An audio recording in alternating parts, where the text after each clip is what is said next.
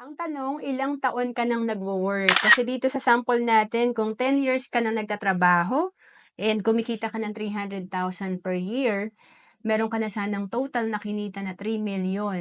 At sa 3 million na yan, kung kahit 10% niyan ang naitabi mo, meron ka na sanang 300,000.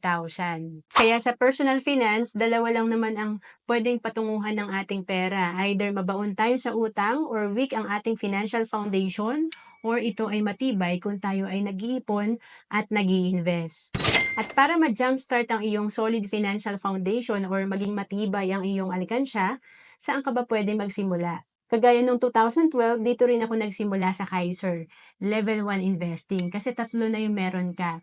Meron ka ditong healthcare, life insurance, at investment. Kaya itong ating solid financial foundation ay nadja-jumpstart kasi sa halagang for as low as 2,647 per month, 7 years ka lang magbabayad sa Kaiser, ay meron ka na nitong nasa importanteng financial foundation natin. To know more about Kaiser, message mo na ako sa FB, Roanne Celis Capistrano.